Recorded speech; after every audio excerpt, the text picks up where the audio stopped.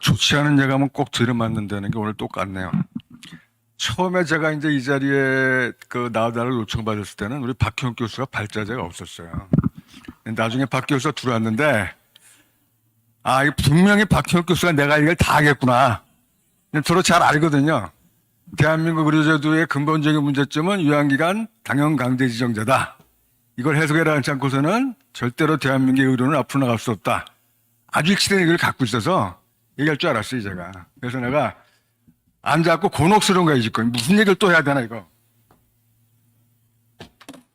그럼에도 불구하고 어쨌든 간에 저한테 주어진 주제가 의료계는 어떻게 해야 될 것인가 하니까 억지로 한 말을 만들어 보겠습니다.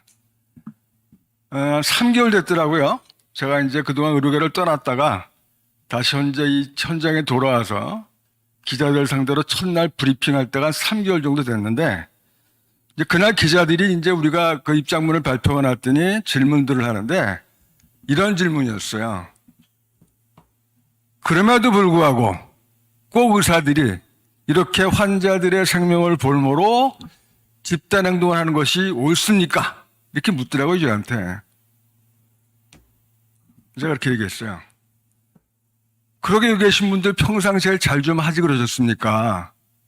왜 우리 의사들이 평상시에 문제 있다는 것을 말씀할 때는 한 번도 기사에 쓰지도 않고 언론에 보도도 안 하다가 이렇게 의사들이 들고 일어나니까 이때서야 모인 거 아닙니까? 평상시에 의사들이 주장했던 잘못된 제도에 대해서 보도를 통해서 기사를 통해서 국민들한테 알렸으면은 이런 상황까지 왔겠습니까? 제 질문이 가짜라서 했든지 아무도 말씀을 안 하세요. 그래서 제가 다시 이렇게 물어봤습니다. 무과실 불강력적 의료사고에 대해서 의사들이 면책해달라고 주장하는 것이 과연 이게 정상입니까? 무슨 얘기인지 이해를 못 하시는 것 같더라고요. 다시 얘기했어요, 제가. 무과실 불가항력적 사고에 대해서 면책해달라고 요구하는 것이 과연 정상입니까? 또 아무 얘기들은 못해요. 그래서 제가 그랬어요. 비정상이다. 무과실, 불가항력적 사고, 과실도 없고, 의사가 예방할 수도 없고, 의사 힘으로 어쩔 수 없는, 의료의 속성상 잘못될 수밖에 없는 건데, 당연히 의사의 책임이 없는 건데, 이걸 왜 우리가 면책해달라고 요구해야 되는 거냐. 이건 당연히 책임이 없는 거다. 그런데 대한민국은 그런 사회다. 전혀 의사의 잘못이 아니고 의사가 어찌할 수 없는 의료의 속성상 발생할 수밖에 없는 악결과에 대해서 지금까지 의사들에게 과도한 책임을 물어왔었고 의사들에게 많은 고통을 줬던 것이 대한민국의 현실이다. 그래서 의사들이 이렇게 참다 할 수 없이 나선 거다. 이렇게 말씀을 드렸어요, 제가. 그러면서 그날 제가 당부를 드렸습니다. 의사들 편에 서달라는 얘기가 절대로 아니다. 의사들이 하는 얘기를 정부나 정부의 사주를 받은 일부 어용학자들의 말에 반 정도만이라도 그냥 있는 그대로 실어만 달라. 언제가 될지는 모르지만 의사들이 집단 행동하는 것도 문제가 있지만 정부의 현재의 강권 규제는 잘못됐다라는 소위 말하는 양비론까지 오는 것이 얼마나 빨리 도달하느냐가 현재 대한민국의 불행한 사태를 빨리 종식시킬 수 있는 계기가 될 것이다. 이렇게 제가 말을 했어요. 2000년도랑 2000의학분업 때랑 비교해보면 그 기간이 굉장히 짧아졌어요, 지금이. 지금 이미 한 달 전, 이미 그 전부터 이미 언론의 논조는 양비론으로 갔고 국민들도 많이 의사들을 미워하지만 이런 사태를 만든 정부에 대해서도 많이들 분개하고 있는 게 사실입니다. 이 시점에 우리가 뭘 해야 되느냐. 솔직히 오늘 오면서 무슨 얘기가 될지 이 엄두가 무슨 얘기가 될지 머리에 정리가 안 돼서 그래서 이제 어저께 그 윤석열 대통령의 그 기자회견을 봤어요. 뭐 새로운 거 할 얘기가 있을까 하고 봤더니 뭐 새로 할 얘기가 하나도 없더라고요. 어쨌든 간에 그럼에도 불구하고 어제 윤석열 대통령이 한 얘기 중에서 해석의 차이는 있겠지만 우리가 꼭 귀담아 들을 부분이 하나는 있어요. 통일된 안이 무엇이냐. 이 통일된 안이 우리가 지금까지 의료계에서 간헐적으로 주장했던 것은 필수 의료로 먹고 살 수 있는 수가를 보장해 달라는 것과 우리 박기혁 교수님이 여러 번 주장해서 말씀하셨던 것처럼 국가 배상 문제. 이 문제가 맞는데 좀 더 포괄적인 문제를 얘기하는 것이 맞겠다. 우리가 많은 얘기를 합니다. 원점 재검토. 이 원점 재검토의 의미가 뭐냐? 이 원점 재검토라는 것이 영명에서 놓고 생각하는 것이 원점 재검토냐? 뭐 같은 얘기긴 한데 저는 여기에 대한 개념을 조금 달리 생각을 합니다. 의사들과 의료계와 정부가 서로 일치되는 지점에서 만나야 된다. 생각이 일치되는 지점. 그 지점이 뭐냐? 대한민국의 의료는 붕괴되고 있다. 아주 급속도로.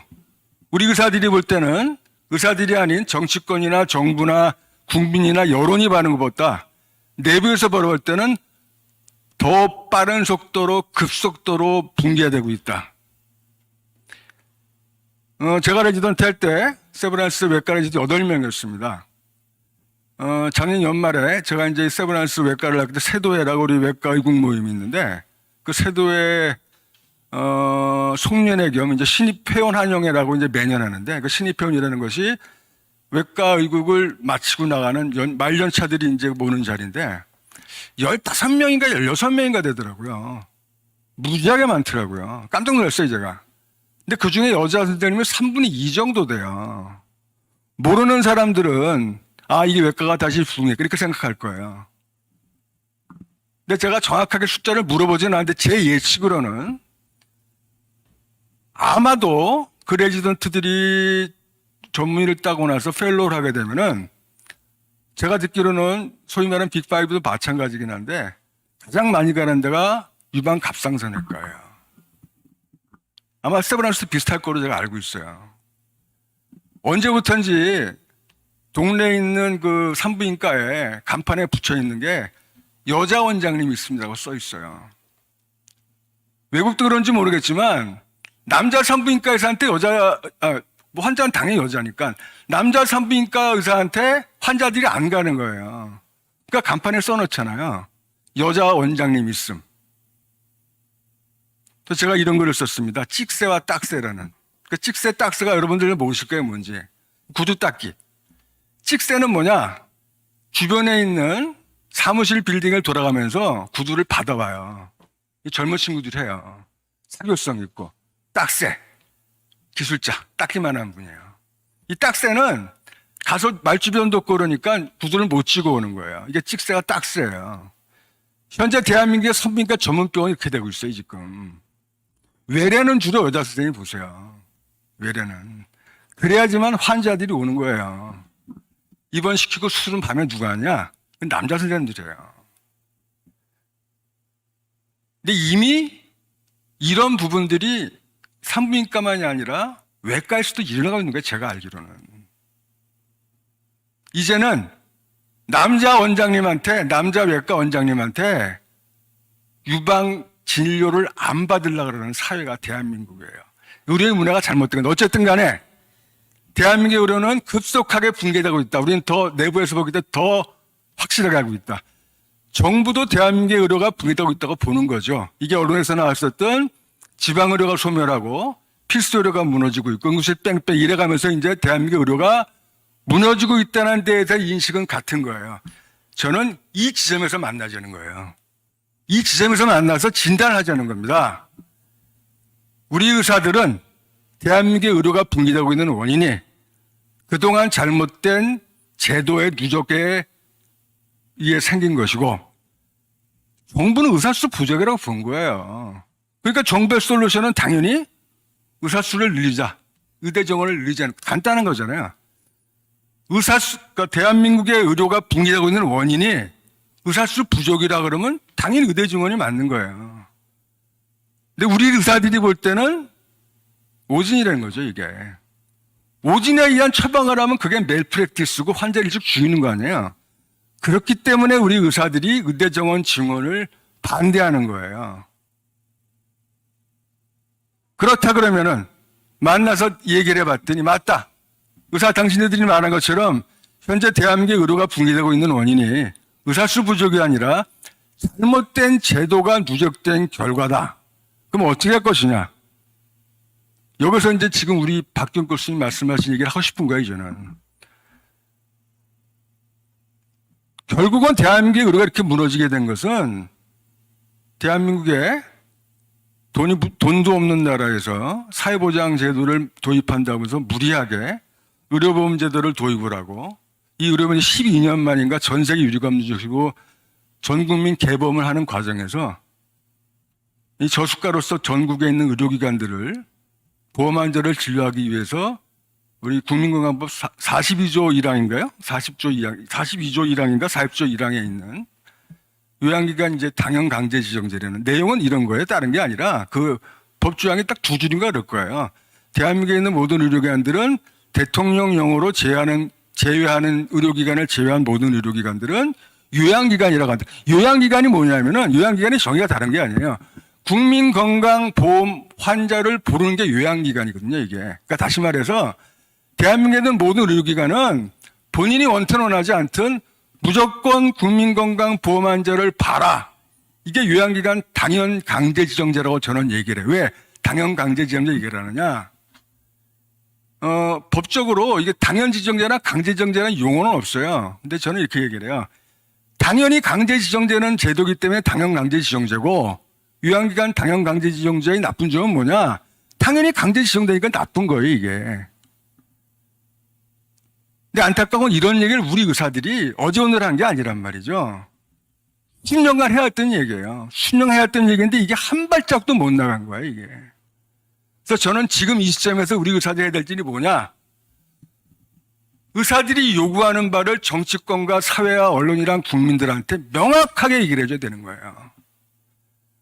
좋다. 국민들이 원하는 바처럼 NHS로 가려면 그렇게 가자. 모든 기존의 의사들은 어쩔 수 없죠. 앞으로 있는 모든 의사들은 당신네들은 의사가 되는 순간 국가 공무원이 되는 것이고 국가에서 만드는 의료기관에서 당신네들은 월급 받고 이러는 의사가 되는 것이라고 말을 하든가. 그게 아니면은 우리 박경 교수가 말한 것처럼 공공파트와 민간파트를 나누자는 얘기를 하자는 거죠. 또 저는 이렇게 설명을 했어요. 현재의 국가 단일보험인 국민건강보험의 이 단층 구조를 양층 구조로 가자는 거예요. 그게 자동차 보험처럼 가자는 거죠. 대한민국의 모든 자동차 운전자들은 자기가 차를 사게 되면은 자동차의 책임보험은 다 들도록 돼 있잖아요. 그러니까 예를 들어서 이제 그 피해자에게 최소한의 보상을 하기 위해서 책임보험은 다 들고 그 다음에 종합보험은 본인이 선택에 의해서 나는 자차 보험을 많이 들겠다, 뭐 대손을 많이 하겠다. 그건 본인의 선택에 맡기자는 거잖아요. 그래서 저는 우리나라의 국가 단일 국민건강보험도 이렇게 바뀌어야 된다는 거예요.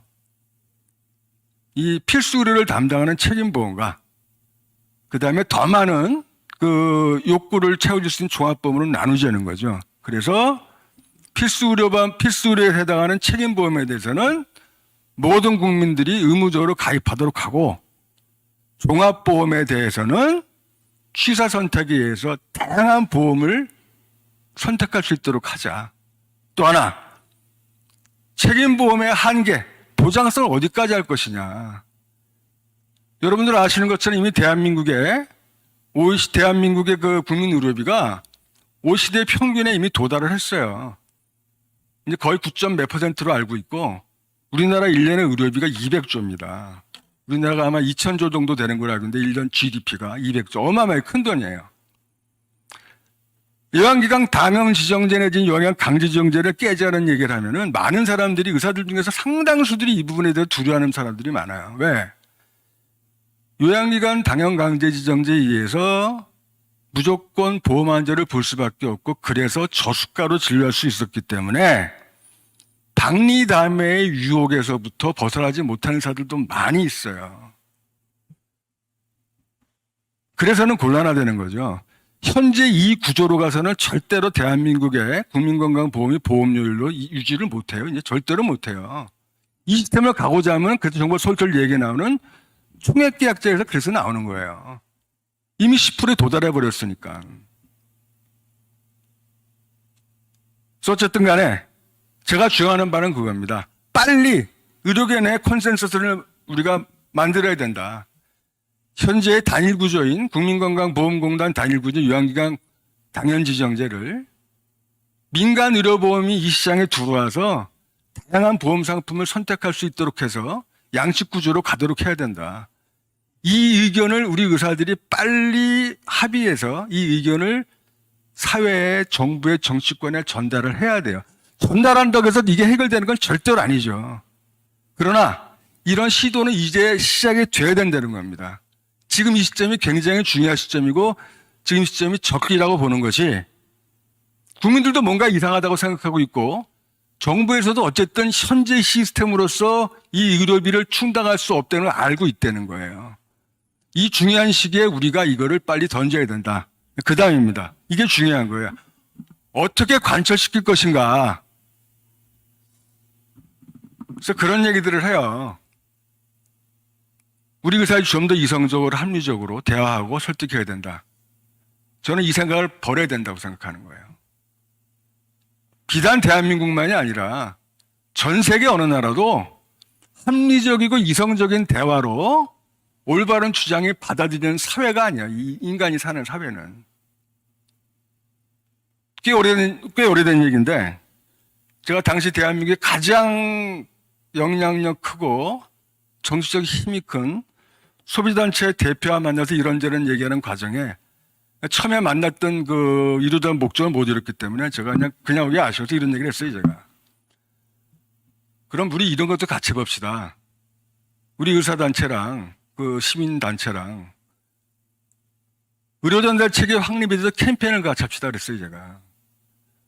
동네의원에 갈 사람은 동네의원에 가라는 자들은 동네의원에 가고 종합병원 갈 사람들은 종합병원 가고 수련병원 갈 사람은 수련병원 가야지만 실제로 수련병원이 아닌 실제로 그러니까 상급 종합병원이 아닌 데서는 진료를 못하는 환자들에 대한 우선순위가 밀리지 않아서 국민 전체가 피해를 보지 않는 겁니다. 그 뭐라는지 알아요? 그분이 딱 한마디로 우린 못하죠. 이렇게 얘기가 나오는 거예요. 제가 명색이 소비자 모임의 단체 대표고 소비자들의 권리를 본인이 보호해야 되는데 왜 내가 소비자의 선택권을 제한하자는 캠페인을 같이 합니까? 이게 대한민국의 지식인들의 일반적인 생각이에요. 이제 정부가 하고 있잖아요, 그거를. 우리가 의료전달 체계를 개선된다고 수십 년 주장해 왔는데 현재 의료계의 위기가 오니까 뭐 이게 지금 위기 속에서도 동네 의원 갈 사람은 동네 의원 가고 그러기 때문에 대학병원에 문제가 안 생겨. 이게 말도 안 되는 얘기를 하고 있는 거예요. 십몇 년 전에 의협회장 할 때 그 당시 이런 법이 하나 국회에서 의원 입법이 됐습니다. 법의 이름 자체가 아주 불온한 게 의료사고 피해 구제 및 입증 책임 전환에 관한 법이라는 게 있었어요. 그 법안 자체가 의료 중에 발생하는 악결과는 의료사고라 규정하고 있는 이런 법은 만들면 안 되는 거예요. 어쨌든 간에. 그래서 이제 그 법을 저지하기 위해서 국회의원들을 만나는 과정에서 이런저런 얘기를 많이 했어요, 제가. 이 법이 통과가 되게 되면 어쨌든 의사들은 방어 들릴 수밖에 이런 줄 쭉 했단 말이죠. 그러면서 이 법이 통과되면은 억울한 의사들이 많이 생길 수 있다. 그리고 의사들이 이런 힘든 의료를 안 할 것이다. 근데 국회의원한테 이렇게 얘기를 해요. 회장님 말씀 다 맞습니다. 이 법 통과되게 되면 의사들이 분명히 억울할 수 있고 억울한 의사 생길 수밖에 없습니다. 그 다음 말이 가관이에요. 그런데 대다수 국민들을 위해서 사회적 약자들을 위해서 의사들이 좀 억울하고 희생되면 안 됩니까? 의사들이 좀 희생되고 의사들이 억울하더라도 국민 대다수와 사회적 약자들을 도와주기 위해서 의사들이 억울하고 희생당하는 게 이게 정의 아닙니까? 이렇게 얘기를 해요. 무슨 얘기냐? 제가 하고 싶은 얘기는 그런 분들이랑은 절대로 설득과 합리적 대화로 해결이 안 된다는 거예요. 어쩔 수 없이 의사들이 갖고 있는 사회적 파워를 보여줄 수밖에 없다는 거예요. 그게 꼭 파괴적인 걸 요구하는 건 아니에요. 조금 전에 말씀드린 것처럼 의사들이 조금 더 국민들에게 다가가서 국민들을 설득을 하고 이성적인 대화로서 이 문제를 풀어야 된다는 이러한 나이브한 생각을 먼저 버리자는 게 제가 주장하는 바예요.